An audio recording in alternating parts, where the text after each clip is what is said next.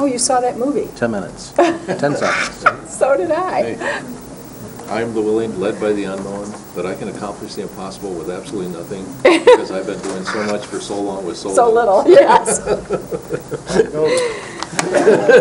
Okay, we will start the meeting. Welcome everyone that in the audience and all those folks that are watching on TV. This is the Grand Traverse County Board of Commissioners.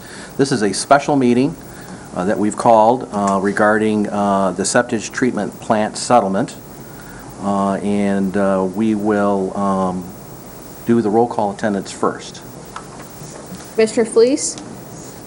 Excuse. He's excused. Gilman? Here. Henschel? Here. Lemko? Here. Maxbauer? Here. Richardson? Here. Thomas? Here. Wheelock? Yes, ma'am. Chairman Inman? Here. Okay, if we could rise for the Pledge of Allegiance. Appreciate it. I pledge allegiance to the flag of the United States of America and to the republic for which it stands, one nation under God, indivisible, with liberty and justice for all. Thank you, everyone. A couple brief announcements. First thing, if you have a cell phone, if you could put it on silent or vibrate, we would appreciate that. We have a scheduled meeting at 7 o'clock, so we will attempt to get through a summary of information from Attorney Scott Howard, and then we will have a chance for the public to respond to any information you'd like to do that. We do have a public comment before that as well. And again, Commissioner Fleece is excused. He is out of the area. So with that, after the roll call attendance, we have public comment. And if the clerk could read the rules. Sure. Any person shall be permitted to address a meeting of the Board of Commissioners, which is required to be open to the public under the provisions of the Michigan Open Meetings Act as amended. Public comment shall be carried out in accordance with the following board rules and procedures. A, any person wishing to address the board shall state his or her name and address. B, no person shall be allowed to speak more than once on the same matter, excluded time needed to answer commissioners' questions. The chairperson shall control the amount of time each person shall be allowed to speak, which shall not exceed 3 minutes. 1, chairperson may at his or her discretion extend the amount of time any person is allowed to speak. Okay, this is what we would call general public comment. So it could be a comment regarding any issue regarding county government.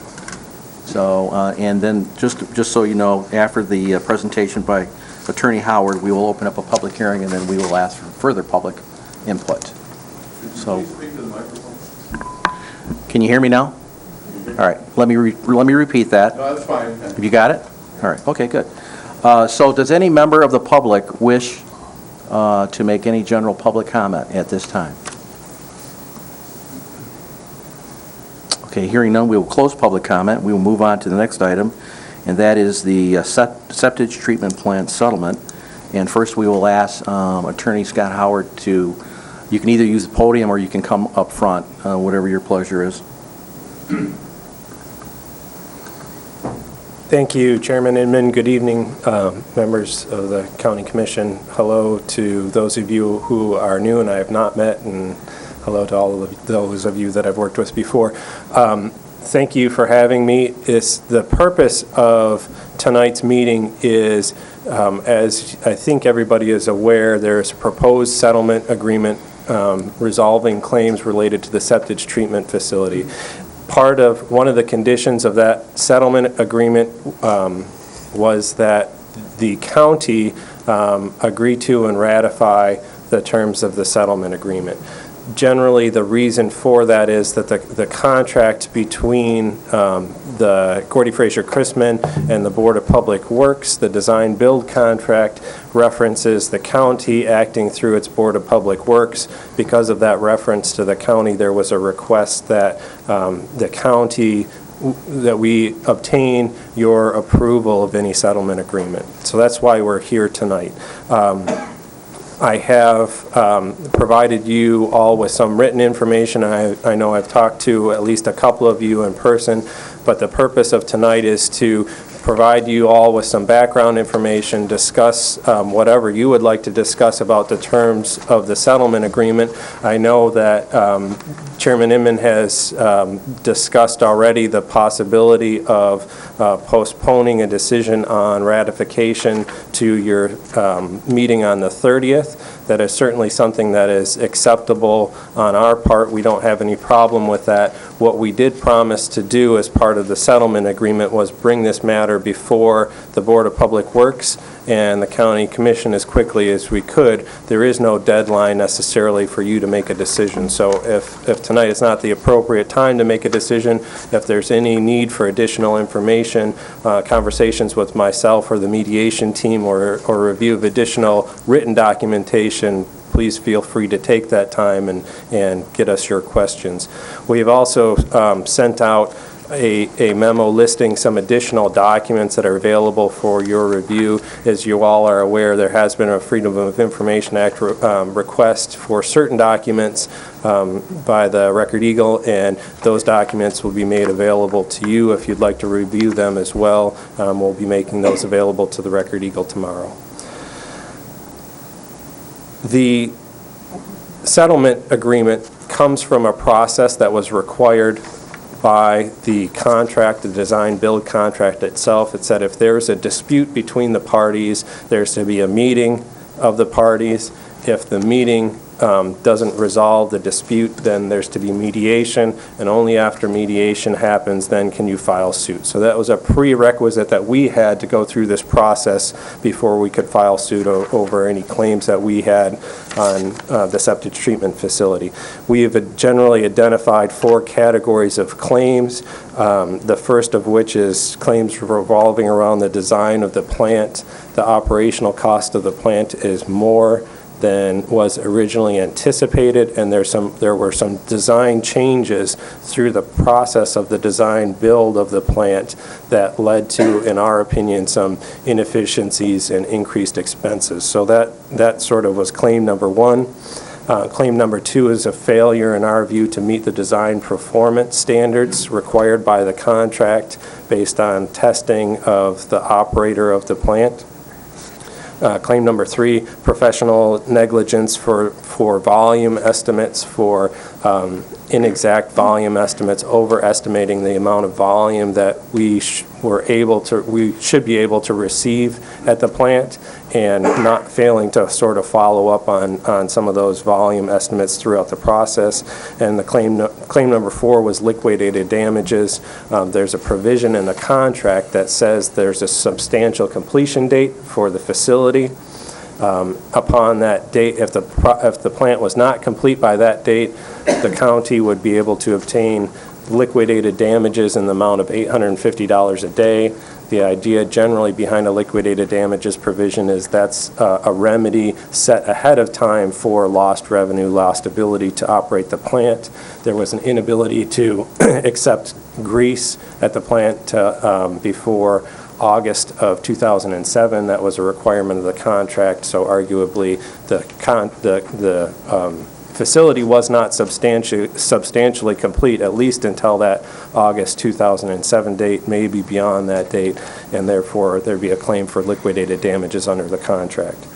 The 5th category of claim is the legal malpractice claim against Mr. Houlihan. Obviously, he wasn't a party to the contract itself, but it made sense to ask Mr. Houlihan to participate in the mediation process. The reason why it made sense is that you want to have, to the greatest extent possible, all the parties sitting at the table together to resolve all claims at once. Otherwise, you wind up with a situation where one party blames the other one who's not at the table, and you have a hard time resolving all your claims. And then vice versa, when you go to that other person, they say, no, it was them.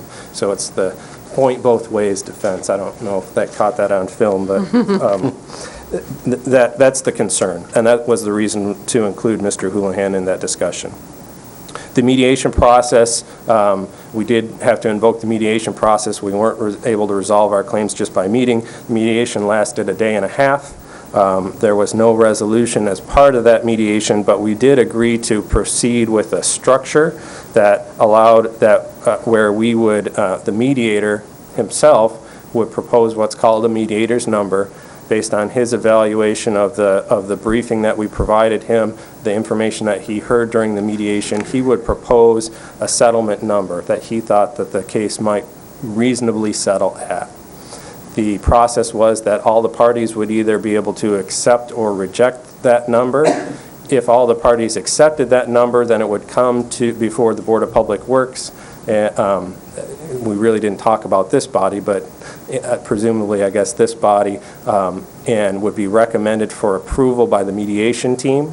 But ultimately, it's the Board of Public Works and your decision whether or not to accept the mediated settlement amount. That amount was initially rejected. The Board of Public Works authorized us to proceed forward with litigation. After that had happened, we were able to get a full mediator settlement amount offer and present it to the Board of Public Works. They did receive it, consider it, and approve settlement at the mediator's number. Again, the mediator's number is $725,000. That's broken out between the three parties. $400,000 would be paid by Gordy Frazier.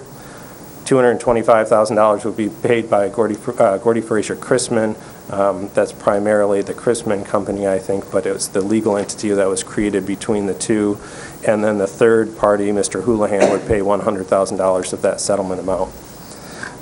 The one important point of the proposed settlement is that it is a full settlement of all potential claims related to the septage treatment facility with these parties. Any warranty between that still exists by a manufacturer would survive, but any other claim related to the septage treatment facility would be resolved through this settlement with Gordy Frazier Chrisman. So it is a full release of all claims and warranties. The mediation team did recommend acceptance of the settlement amount.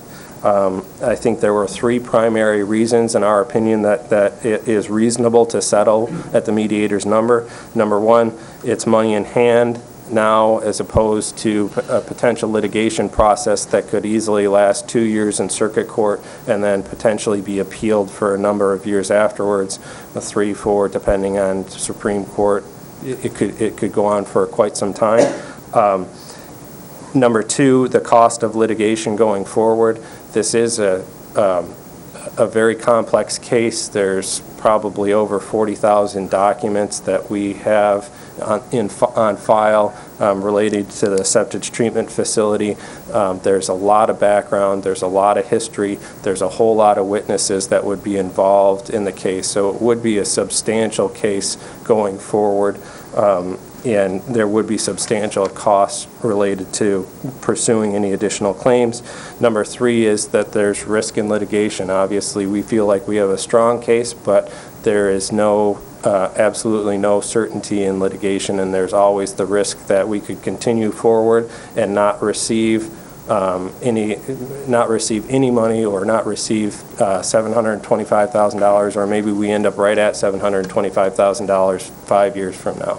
There is that risk, obviously. There is the potential that we could obtain more, but you have to balance those two considerations. So in light of that, in light of those three main considerations, the mediation team did recommend acceptance of settlement at the mediator's number.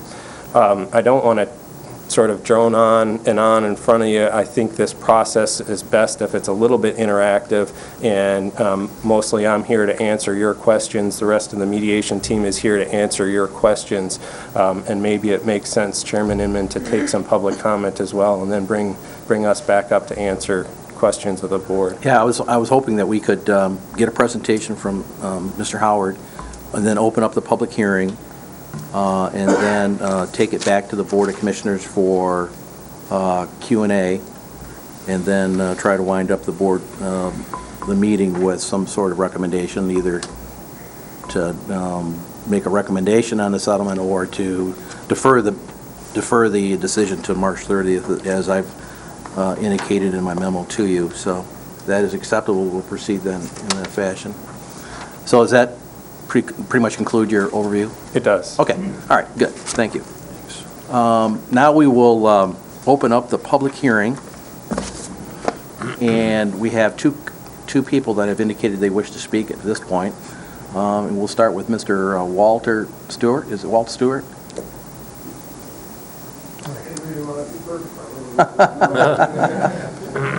Thanks for coming down. And depending on how many people that want to speak, if we can keep it within 3 minutes, that would be appreciated. Well, I'm Walt Stewart. I had run a septic tank cleaning business for 40 years, and probably one that motivated or insisted that we have some type of treatment, but what we got is long from being acceptable.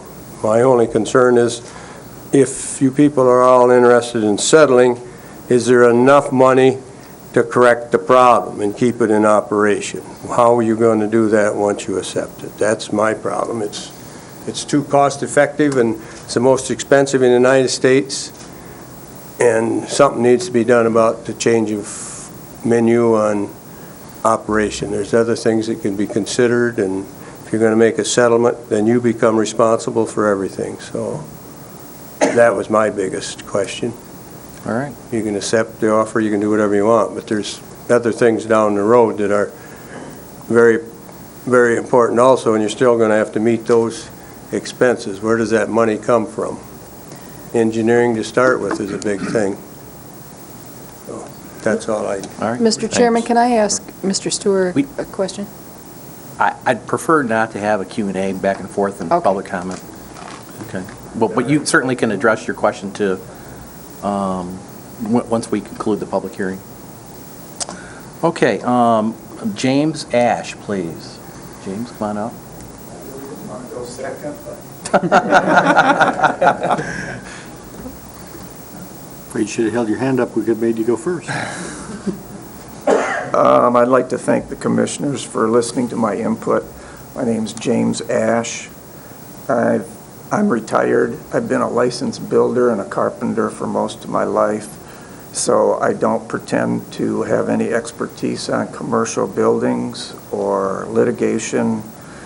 And most of my information, or almost all my information, has come from the Record Eagle. Who should I be addressing? The county commissioners or the BPW right now? You're making public comment to the Board of Commissioners regarding the settlement agreement. Okay. Okay? I looked up Gordy Fraser on the internet, and on their face page they said they've done $1 billion worth of business in our area. $650,000 doesn't seem to be a very large figure for a business like them. Dog bite victims have received $650,000 in settlements before. However, a lawsuit against Gordy Fraser Incorporated for overestimating the capacity of the plant probably won't fly, because it was their opinion, and the commissioners hired them or asked them to make those estimates. The losses at the plant, according to the newspaper, will be $1 million every 3 years. That's a real big dog bite to the citizens and taxpayers. The lawsuit, or the mediation, as Attorney Howard has stated, that mediation had to come before the lawsuit, probably should have happened the day after the investigators filed their report that the septic tank had failed because of poor design and shoddy workmanship. It seems to me like the people responsible would be Gordy Fraser Design or Christian Men Incorporated. I don't know exactly who was the builder. It seemed in the paper like Christmen Incorporated was the builder. I'm not sure. It might have been like a group of subcontractors, which it probably was. And the project manager, Michael Houlihan.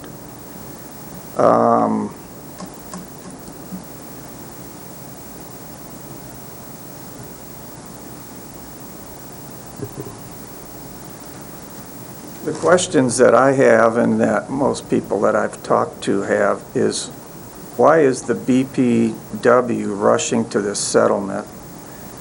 And why did they give only 18 hours notice before their meeting where they passed this?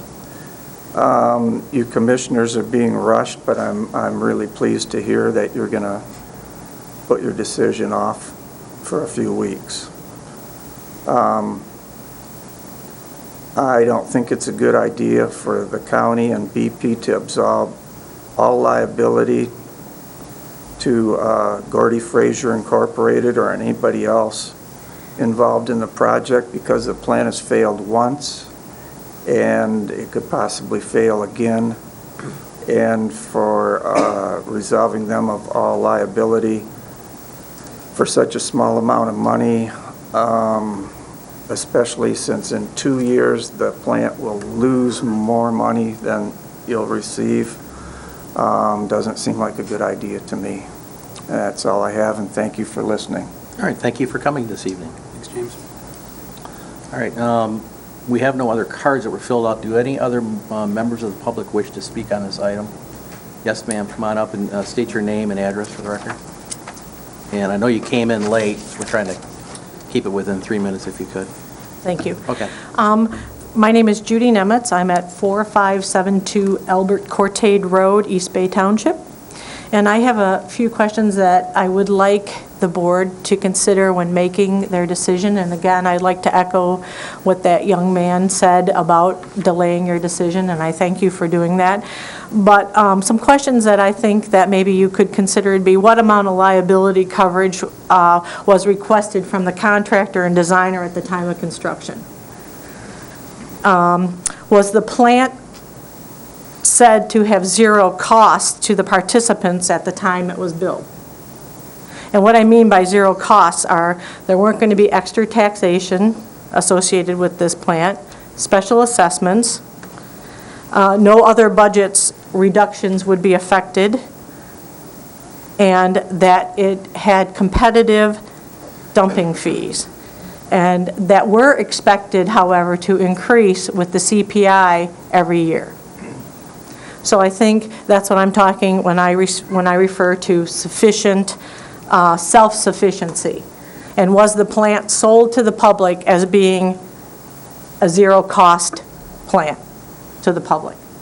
So I think those are some questions that I would like you to consider. I'd like you to consider definitely to have some competitive dumping fees, because simple economics says that the higher the dumping fee, the less dumping you're going to have. So I think that's an essential part of this whole scheme of things. And so I guess I would like you to really consider, is the $750,000 equitable and going to make us all whole, as we want to have that as a settlement? And can you really answer these questions? All right. Thank you very much. Thank you for coming this evening. Any other member of the public wish to speak?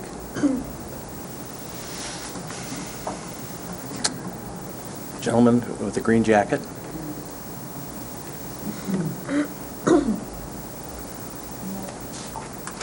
My name is James Goodman. I live at 1066 Draca Road, Traverse City, Michigan. I don't have a lot to say. It's just that from all that I've read and all I've seen, I think the county has a tremendous court case here. I think the offer of the $750,000 or whatever it was is totally inadequate. I think you have everything behind you to take it to court. There's a very high likelihood that you'll win in this case, and that you'll get considerably higher offer from them before you even go to court. Just the threat of going to court, I think, will probably double or triple the amount they're going to offer you. So I strongly suggest that you not take the offer that's presently presented. Thank you. All right. Thank you for coming this evening. Ralph, did you want to speak? Safardini? Did you have your hand up? Okay, I'm sorry. Any other member of the public wish to speak at this time? Going once? Going twice? Going 3 times? Okay, we will close public hearing. We will bring it back to the Board of Commissioners. This would be the time where if you had some questions of the mediation team or Scott Howard or anything, this would be the time that you would have that. Commissioner Wheelock. I guess if it's possible and they're willing to do it, I'd like to hear what the mediation team has to say about this settlement offer. Okay. Scott, can you facilitate that, or? Sure. Did we identify the mediation team, Scott? Let me start with that. Again, the mediation team, there were 4 of us. It was myself, Mike Detmer, my colleague, who's been helping us with the legal aspects of this case. Mike has 30 years of experience doing a whole lot of different types of litigation, a lot of them pursuing claims like this, and has served as the United States Attorney for the Western District of Michigan. And so he's been working with us on the case.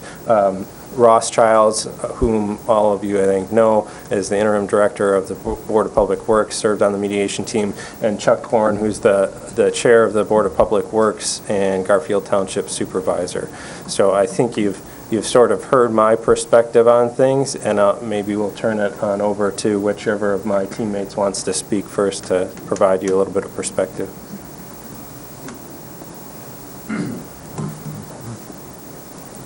Good evening, Chuck. Good evening. Chuck Korn from Garfield Township. It was a mediation process. We got to listen to, I believe there were about 8 attorneys and 6 engineers in a room for 2 days. Speak to the mic. Got to spend 2 days in a room with 8 attorneys and 6 engineers. Okay. We got to hear a lot of statements from both sides about what was or wasn't true, what would or would not hold up in court. And then we had a chance to sit down with the mediator himself, who is, I think, a man with the qualifications and the respect of his colleagues. That's why we chose him. And he let us know where there were some weaknesses in our case. It's not a bulletproof case. The fact that there's a shortage of cash in the plant does not constitute a lawsuit. There has to be something wrong. And we believe we can prove things were wrong. But it's like a football game, you know. You might be 10-to-1 odds to win the game, but every once in a while the underdog blows out the big guys. So we've, based upon what we see as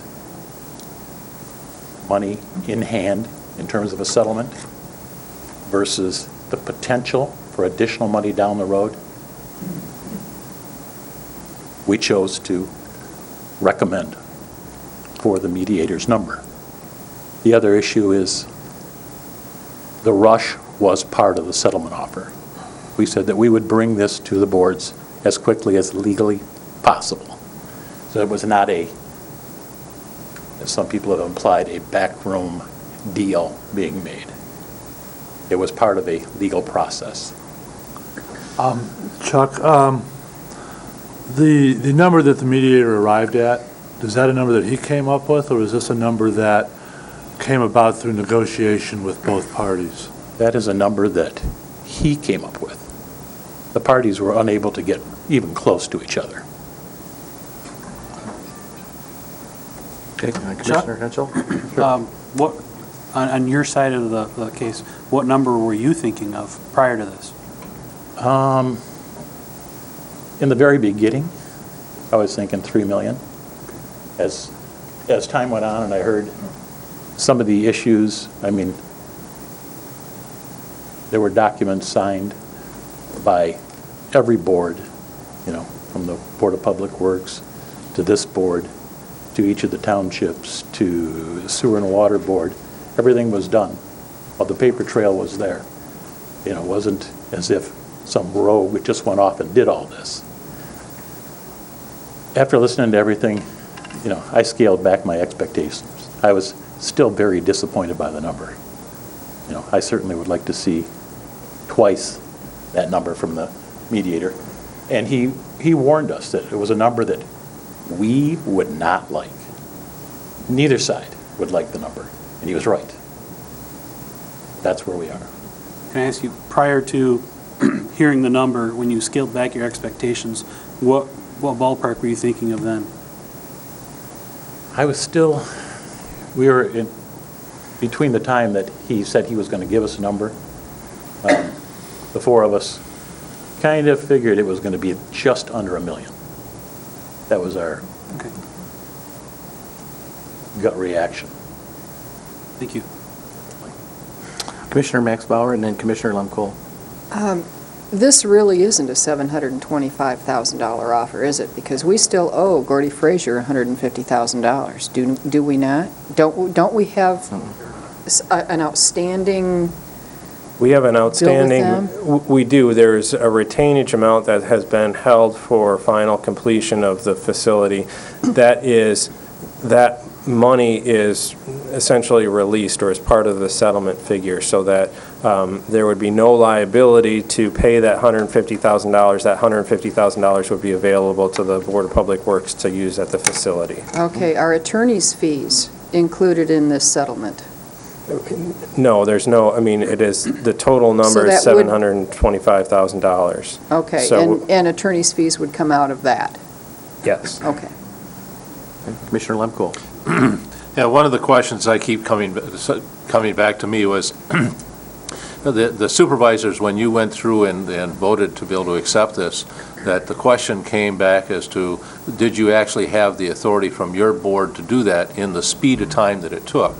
And I didn't know what the authority you had. Did your board give you full authority to make the judgment to be able to say, go ahead and we would accept this? Or did it have to go back to a board, your board of trustees to have approval? I haven't seen anything that indicates that the Board of Public Works has to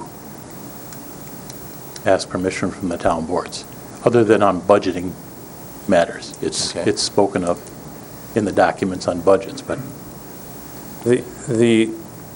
This contractual agreement was between the Board of Public Works and Gordy Frazier Chrisman. It was not between the 5 townships. The way that the Board of Public Works and the Sewer and Water Committee have been set up is that the Sewer and Water Committee advises the Board of Public Works. Sewer and Water Committee consists of township supervisors who serve and then provide that advice role to the Board of Public Works. So there isn't a requirement anywhere for the township boards to be involved in this process. It really, quite honestly, is, for better, maybe in hindsight, it would have been better to set things up that way. Maybe it wouldn't have, I don't know, but it was not set up that way, and it was specifically an agreement. These are contractual claims based on an agreement between the Board of Public Works and these other 3 entities, not the townships. The townships do have a contractual obligation to guarantee certain payments, but that's a separate and independent set of agreements. I appreciate that, because I thought that's probably the way it should be, but, it's just one of those questions that keeps coming up, so I wanted to have it be answered here at the public meeting. And I early on I learned in the car business that when your son goes out and buys a car, and then you go to the bank and you co-sign for him, you have no recourse against the dealer. Mm-hmm. Only the son does. Mm-hmm. So the townships are co-signers. Yeah. Unless he's under 18. And then you can't. All right, any, Commissioner Henschel? You mentioned the settlement would be less attorney fees thus far, legal expenses. Where are we at so far with legal expenses? So what would the actual amount be? The attorney fees are already spent. The settlement is the settlement. They're not, the settlement is not plus attorney fees, I guess would be a more accurate way to put it. My question the 7.25 is still there. How much have we spent on legal fees thus far in this case? It's about $100,000. Okay.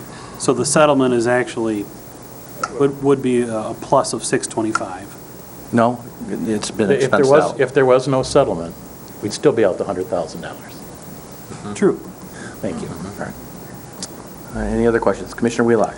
Scott, I'm still not sure I quite understand why this is before us. This is a contract, as you've said, and, you know, I've said for years, between the Board of Public Works and Gordy Fraser and Crispin. Why is it before us in the first place?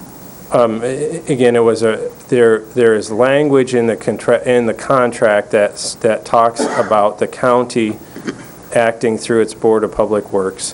And that reference to the county was, I'm sensitive to necessarily saying, this is what happened in mediation, and let me tell you all the details, because I promised to be confidential about our negotiations. But it was a request that the county sign off in case there were any independent county claims that resulted from that reference in the contract.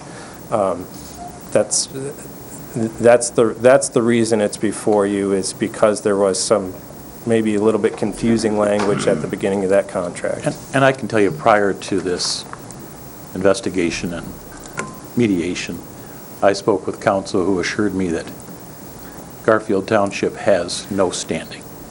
We have no ability to sue. The Board of Public Works and Grand Traverse County do. That's why they want your signature. Ultimately, the county was the entity that issued the bonds. So there is a greater involvement of the county in the contract, and I understand why. Maybe it's a theoretical concern, but why the concern exists. It's just and so they've asked us to obtain your sign off so that they're comfortable that there's not any additional claims sort of hanging out there that they could get burned on after settling with one entity and not another. Mr. Wheelock? The other question I have has to do with warranty of failure due to materials workmanship. I don't recall what the original warranty for failure of materials and workmanship was on this contract. Do you? It was, I believe it was 1 year after the original contract called for a 1 year warranty after. So, and that 1 year warranty period began to run upon substantial completion. Okay, so we would be past the point that there would be any warranty even on the original contract. On the original contract, that is the case. Now, let me add the one wrinkle, though, and that is when the wall collapse happened and the rebuild happened, there was an additional warranty provided as was part of the revision to the contract to deal with the wall collapse. And how long was that for? That additional warranty is, I believe it's 1 year, but it starts upon acceptance of the plant by the county. I thought, Scott, I could be wrong, but I thought it was 5 years. It was 5 I'm years. sorry, it's 5 years. I think it's 5 years. So there's a period of warranty that runs after acceptance by the county, and that acceptance has not happened yet. So that 5 year warranty is something that, the plant has obviously been operating for a period of time, but you would be waiving any right to those additional warranties on those additional repair items. At least from my perspective, I'd like to see, that warranty retained as part of this settlement. Because to walk away from that warranty for materials and workmanship, I think is just a little short-sighted. Commissioner Gilman? What was the scheduled completion date? It was originally April, I think April 29th, but then that was extended to May 15th, 2005. And we have not yet seen a completion.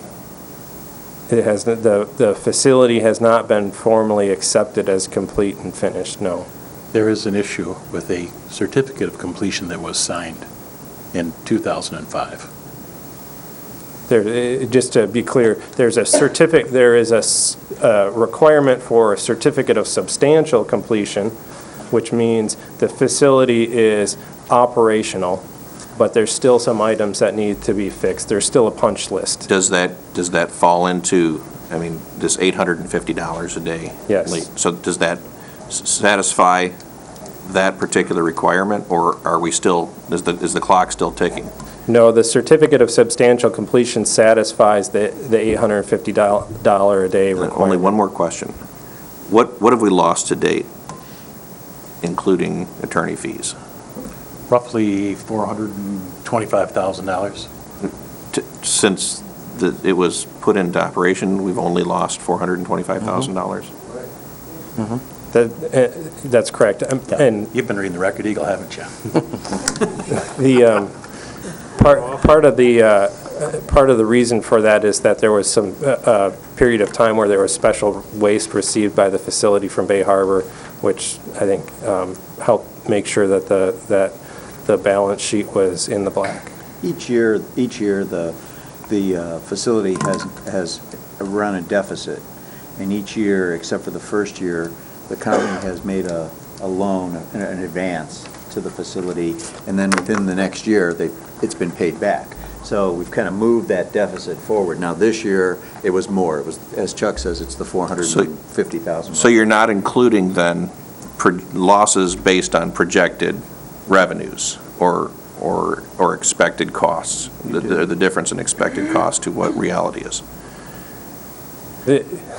If you're just asking what the losses have been sort of on a balance sheet perspective, I think that's the $425,000 number. I think it's a different question to ask what's the difference between, for example, actual volume received versus projected volume received. Is that, I mean, if you... Or promised capability, I mean... Right. The primary, one of the I think big reasons why there's been financial problems with the facility is that the revenue projections that the county and the Board of Public Works counted on haven't materialized. So there's a gap in the amount of septage that we're receiving between what's actually received and what was projected to be received. So there's you can do the numbers on what we have received as opposed to what was projected to be received, and then, put a cost on that at 12 cents a gallon.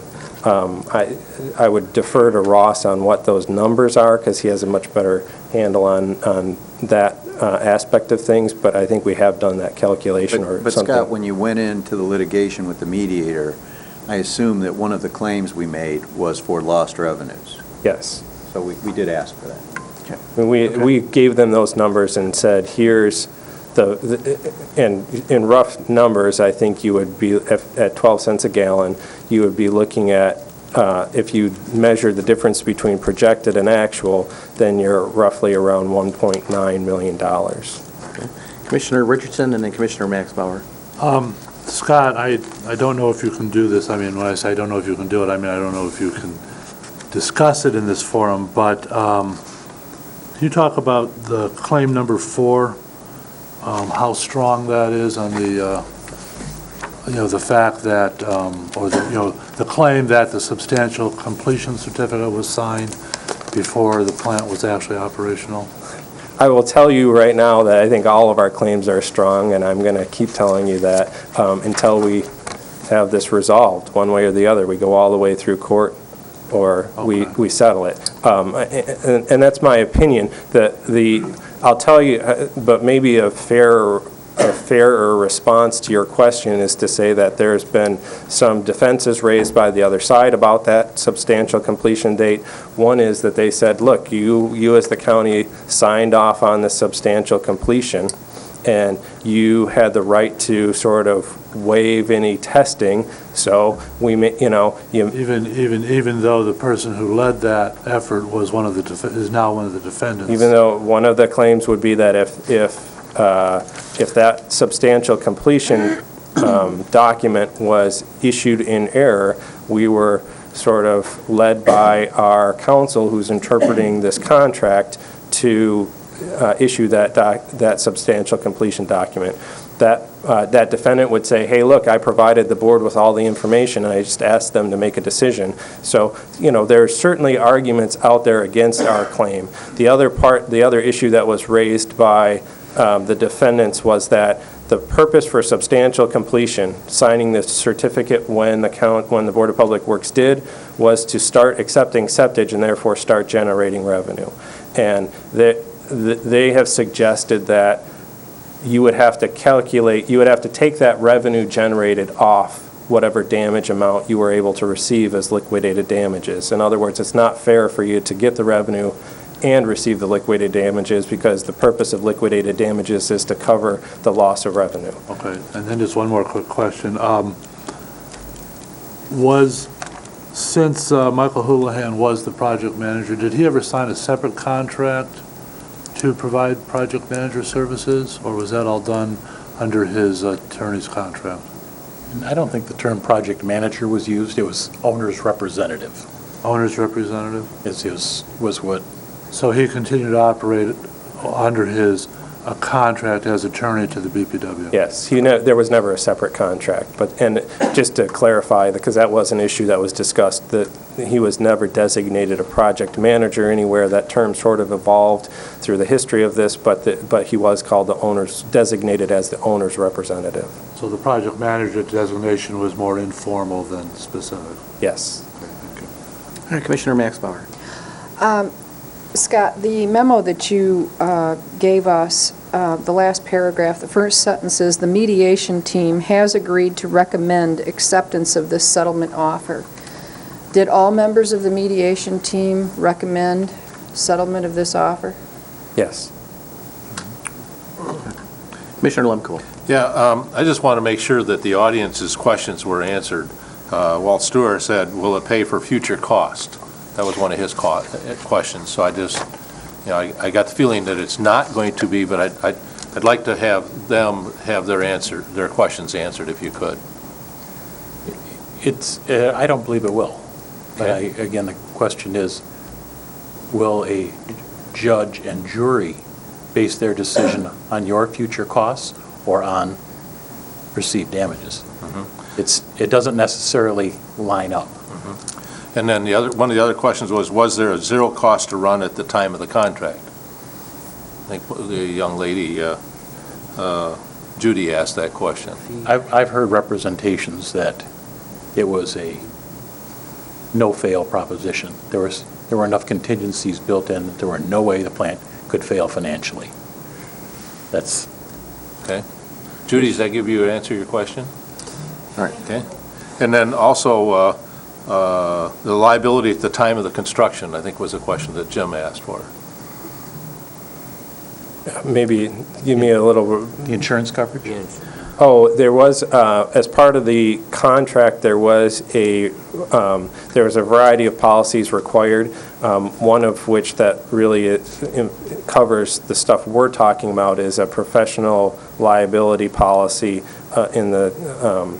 for a total of $1 million. There were other policies, workers' comp, or personal injury claims that are not what the types of claims that we're talking about. So the types of things that we're talking about is there's a $1 million insurance policy for Gordy Fraser Chrisman on professional liability. Did that answer all their questions? Okay. Thank you very much. All right, Commissioner Wheelock and then Commissioner Thomas. Yes, a couple things. You just mentioned a $1 million liability policy that was taken out during construction. Was there a performance bond required on this project? And we have no claim to the performance bond? I would ask Ross if... I'm sorry. Is it warm?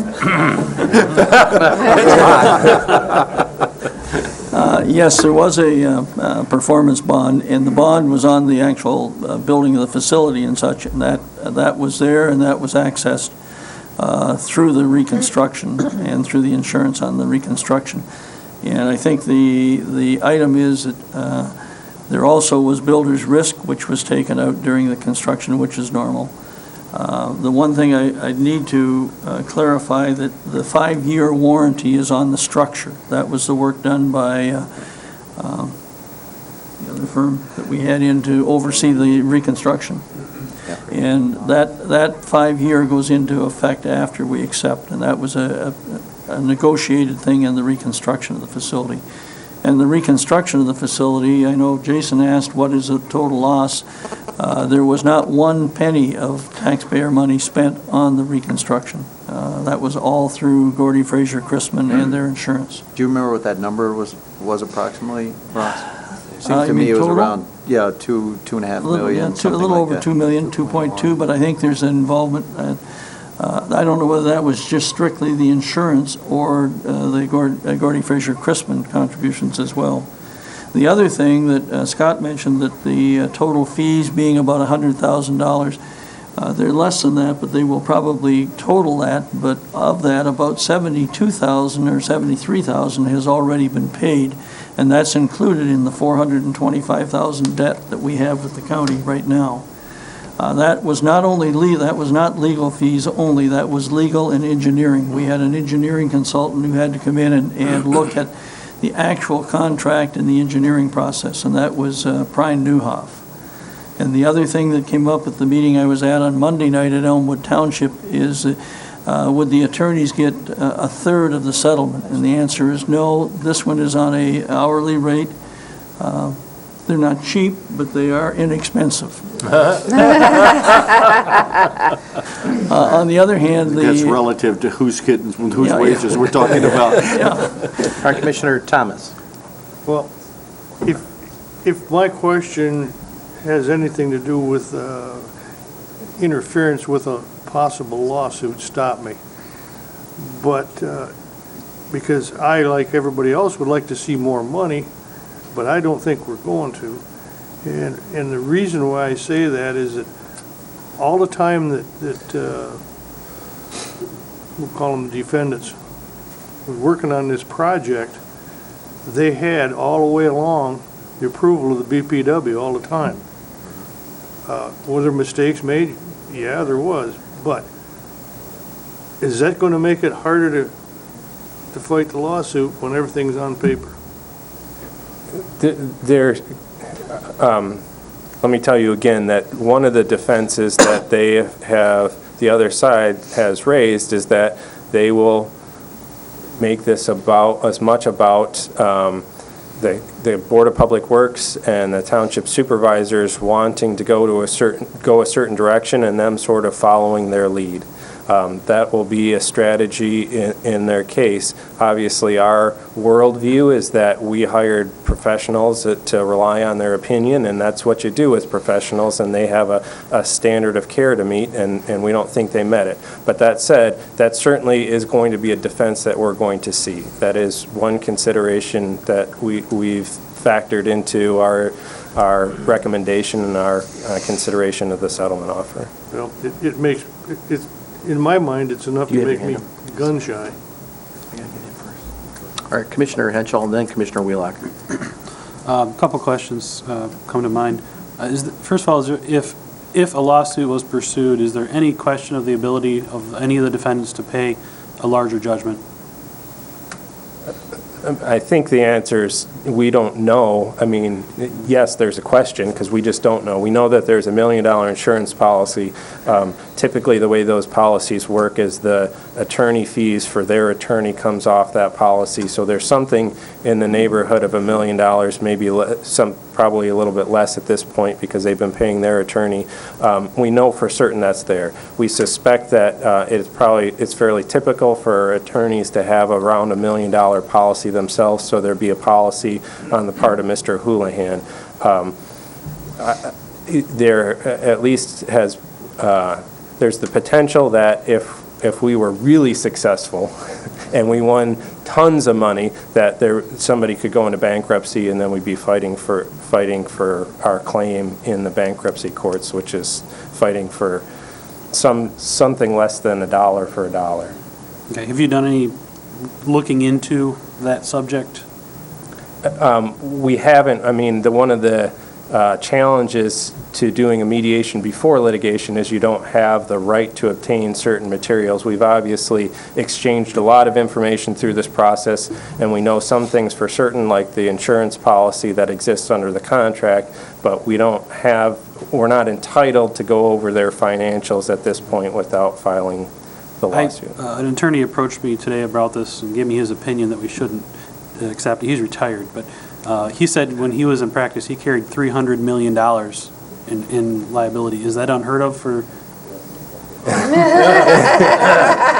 Either it's unheard of or he's not a good attorney. He was a big time, yeah. Yeah, I'd be nervous about hiring somebody with $300 million policy. No, that would be unusual. I've heard of $5 million policies. It's really more typical for $1 million, but $300 million would be pretty extraordinary. But that could happen. My other question is, if this board kicks us back and say not good enough, what happens then? Might they come back with another offer that says, okay, we'll give you this to settle, but it doesn't include the stipulation that this board has to accept it? Probably not. Quite honestly, I think that's unlikely. We've sort of set the path that this board, as part of their settlement, they want to sign off of this board, and I think it would be unlikely that they would say, we just wanted to run that one up the flagpole. They probably have reasons for doing that. If I think that it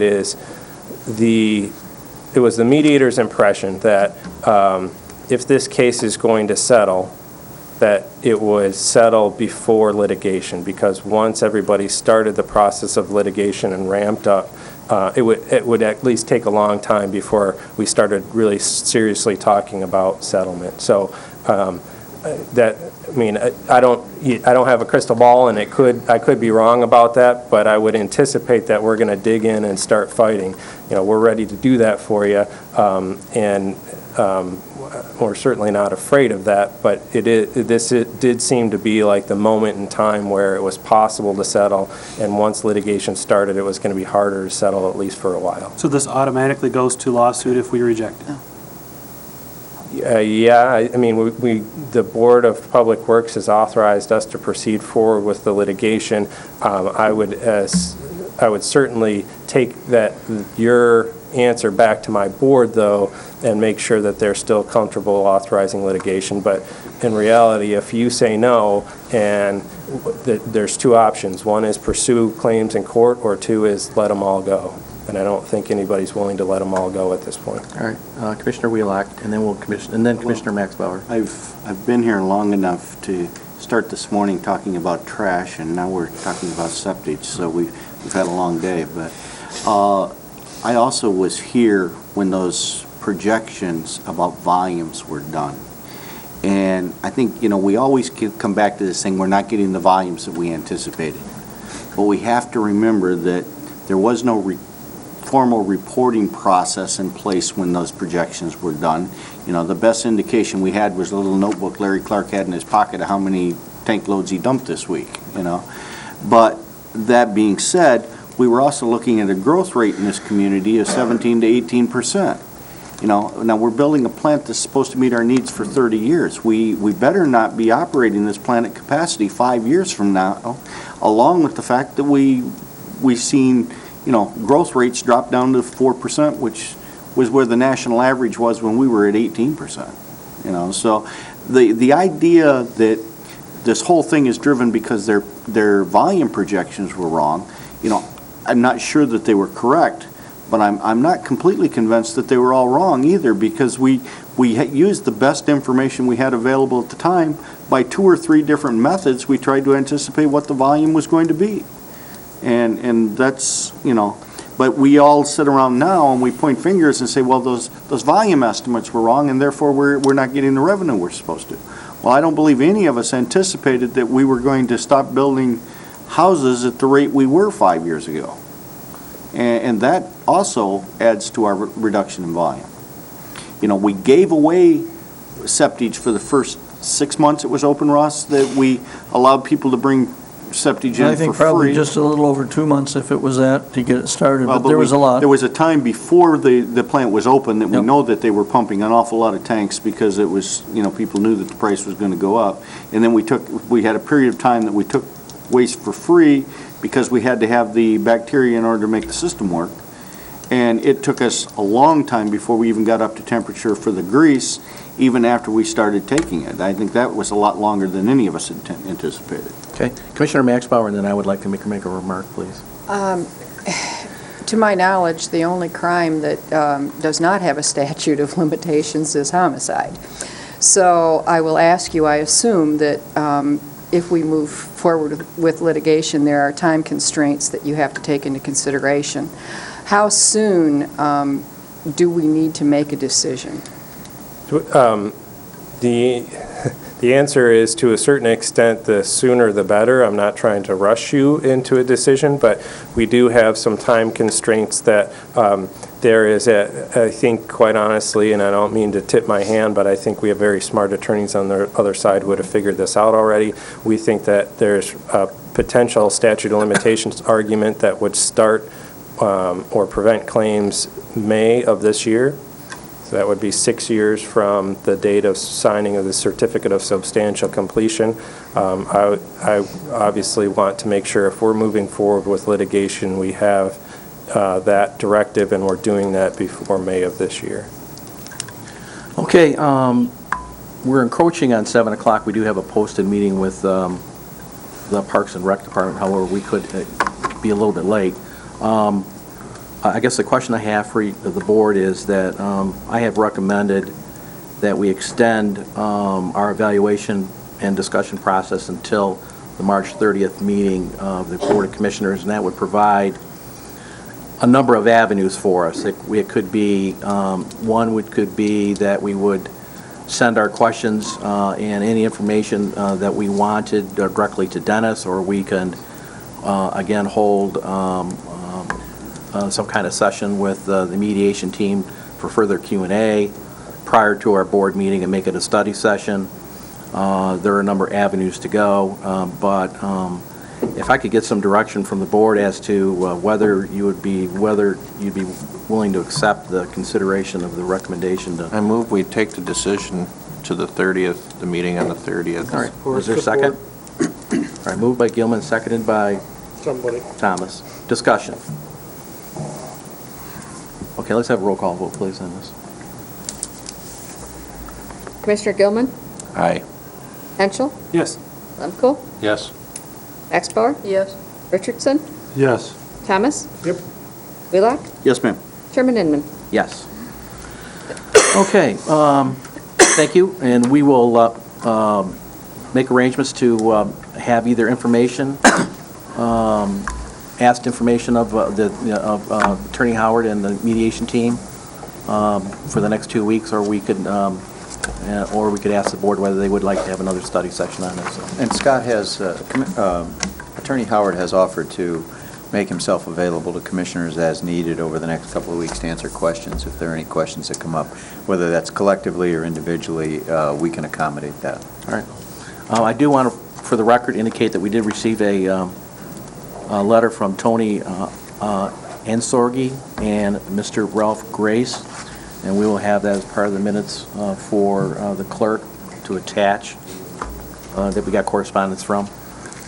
So with that, thank you, gentlemen. Thank you. We now have a final public comment section. Does any member of the public wish to address the board at this time? Going once, going twice, going 3 times.